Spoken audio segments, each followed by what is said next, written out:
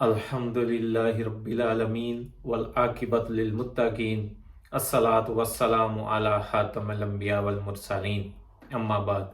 अस्सलामु अलैकुम नाज़रीन इकराम, रमज़ान का मुबारक महीना चल रहा है। इस रहमतों वाले महीने में हमने ये शुरू किया है कि हम किसी न किसी मौजू पर बात करेंगे। तो आज हमारा जो मौजू है वो बदकिस्मती से पाकिस्तान में जो काफ़ी हद तक या पूरे पाकिस्तान में ये बुराई जो है या ये नसूर जो है या ये लानत जो है फैल चुकी है, वो है गदागरी।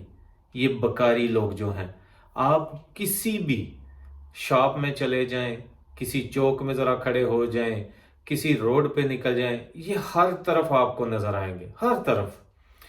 अल्लाह के लिए कुछ सोचें। अभी तो मीडिया ने इनको काफ़ी सारा एक्सपोज किया है और लोग भी हैं जो इनके बारे में छानबीन कर रहे हैं, और काफ़ी लोग ये जानते हैं कि ये एक माफिया का ग्रुप है। ये इनको बकायदा तरबियत दी जाती है मांगने के लिए। ये जितने बकारी रोड्स पे खड़े हैं, दुकानों में, बाजार में आप जाएं, किसी शॉपिंग मॉल में जाएं, तो आपके पीछे लग जाते हैं। इनको ये सिखाया गया हुआ है और इनके पीछे बकायदा एक मुनज़्ज़म ग्रुप है जो हर रोज करोड़ों अरबों रुपए जो हैं वो अपनी जेबों में डाल रहे हैं। ये लोग आप कहीं भी खड़े हों, आपके साथ चिमट जाते हैं, आपके पीछे पीछे चलना शुरू कर देते हैं, और तकरीबन आप देखें कि सबको वो सेम ही ये बातें सिखाई हुई हैं इन्होंने कि आपने किस तरह लोगों को इमोशनल करना है। अल्लाह के वास्ते देंगे, आपको दुआएं देना शुरू कर देंगे कि आपका ऐसा भला हो, आपकी औलाद का ऐसा हो, अल्लाह आपके साथ ये करे वो करे। लेकिन इन लोगों को खुद आप किसी को खड़ा करके देखें कि ये अल्लाह के साथ कितना जुड़े हुए हैं। लिहाजा इन चीज़ों पर भी हमें गौर करना चाहिए, और इस रमज़ान के महीने में स्पेशली।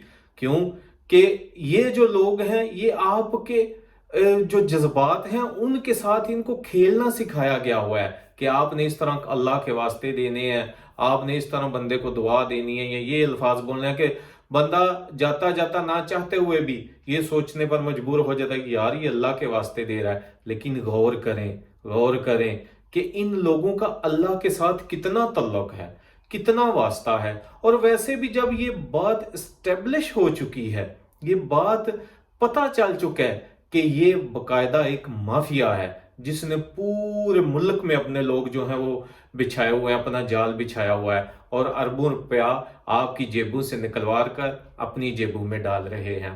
तो अल्लाह के लिए इन लोगों को भी पहचाने।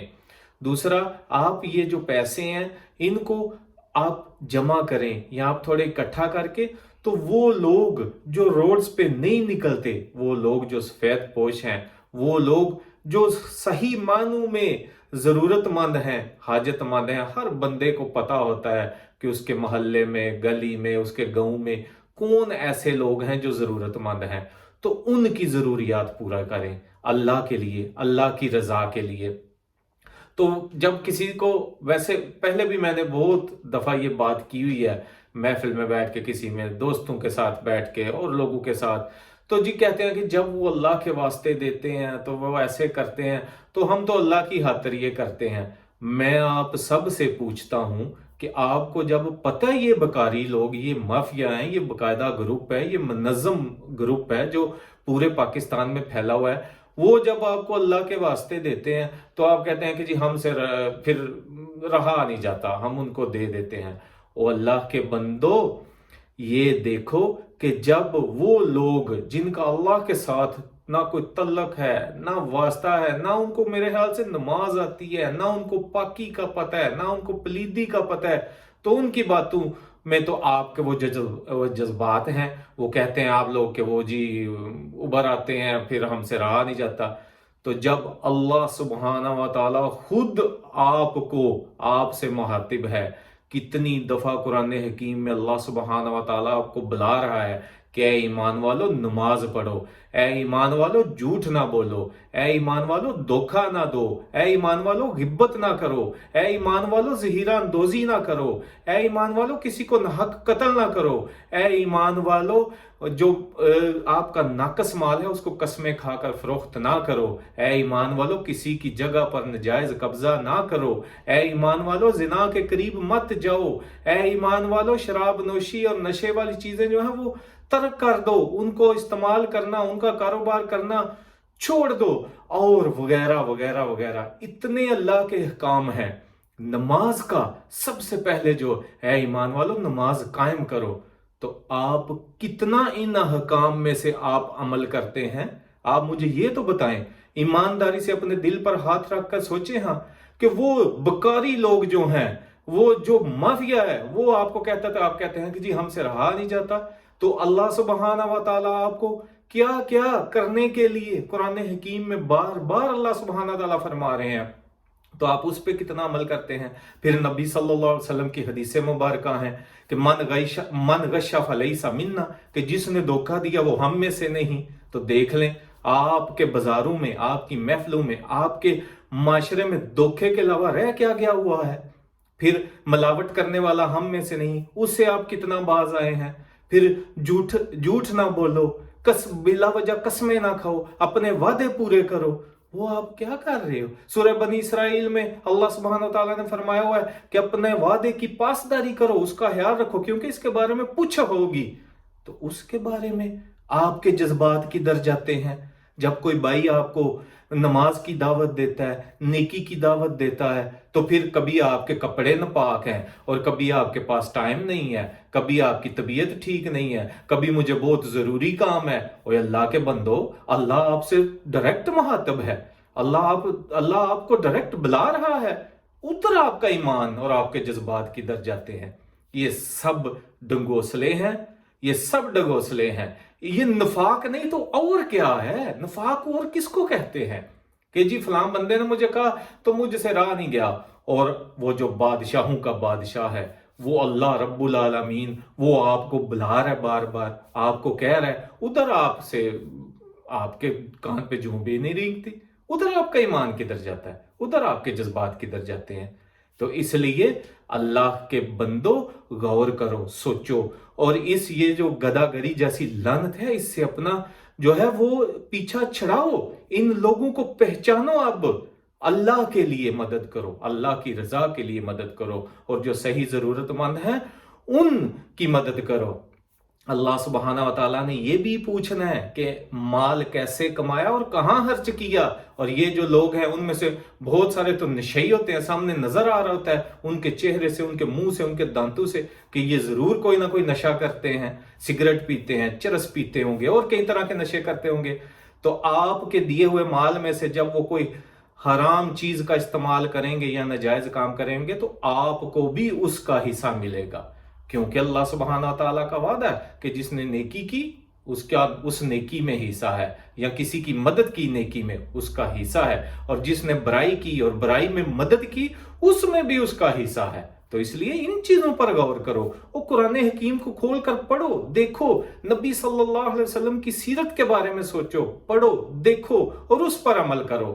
اور ہمارے بس جذبات جو ہیں عام باتوں، دنیا داری کی باتوں میں تو ہمارے بڑی جلدی، لیکن دین کے معاملے میں مثال کے طور پہ جمعے کا دن آ جاتا ہے، کتنی دکانیں بند ہوتی ہیں، کتنے کاروبار بند ہوتے ہیں۔ سپیشلی ادھر یورپ میں رہنے والے اپنے دوستوں کو میں پوچھتا ہوں کہ آپ جن کی اپنی دکانیں ہیں یا شاپس ہیں یا کہیں کام بھی کرتے ہیں، تو اگر آپ کا 6 دن میں یا 6.5 دن میں 7 دن میں کچھ نہیں نہ بنا آپ کی دکان کا، آپ کو کوئی فائدہ یا مال آپ نے اکٹھا نہیں کیا، تو وہ آدھے دن میں بھی آپ کا کچھ نہیں بنے گا۔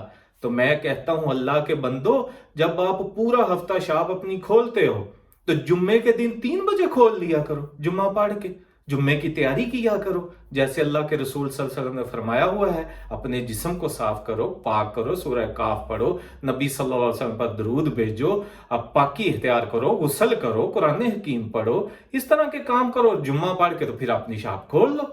اوئے ادھر آپ کا کدھر جاتا ہے ایمان؟ ادھر آپ کے جذبات کدھر جاتے ہیں؟ یہ ساری باتیں ہیں۔ پھر ایسے لوگ بھی ہیں جو کہتے ہیں جی وہ ہمارا اندر اور باہر ایک نہیں ہو رہا۔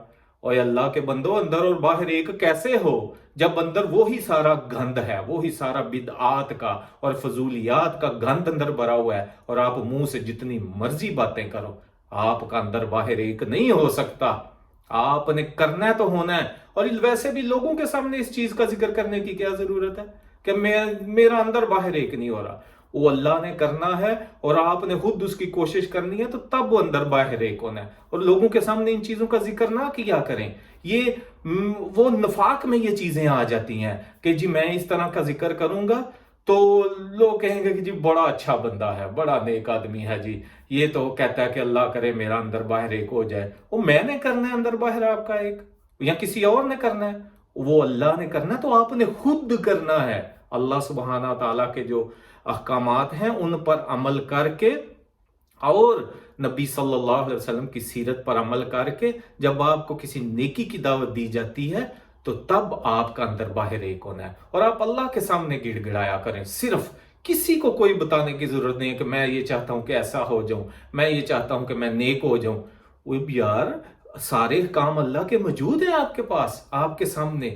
تو یہ میں پہلے بھی ریکویسٹ کرتا ہوں، جو بھی اللہ کے احکامات ہیں اگر آپ کو نہیں پتا یا کسی بات کا پھر آپ پتہ چلتا ہے یا سنتے ہیں تو اپنے مولوی حضرات سے پوچھا کریں، ان سے سوال کیا کریں، ان کو بولا کریں کہ ہمیں قرآن و سنت کے مطابق بتاؤ، جو اللہ سبحانہ تعالیٰ کے احکام ہیں، جو نبی صلی اللہ علیہ وسلم کی سیرت ہے اس کے بارے میں بتاؤ۔ تو یہ جو ساری چیزیں ہیں، ویڈیوز لمبی ہو جانی ہیں، چلیں پھر اور بہت سی باتیں ہیں لیکن ہم انشاءاللہ ذکر کرتے رہیں گے تھوڑا تھوڑا، ٹھیک ہے؟ اللہ سبحانہ وتعالی ہمیں صحیح دین سمجھنے اور اس پر عمل کرنے کی توفیق دے۔ اپنی دعاؤں میں یاد رکھیے گا اور یہ ویڈیو سارے دوستوں کے ساتھ شیئر کیجئے گا۔ والسلام علیکم ورحمۃ اللہ وبرکاتہ۔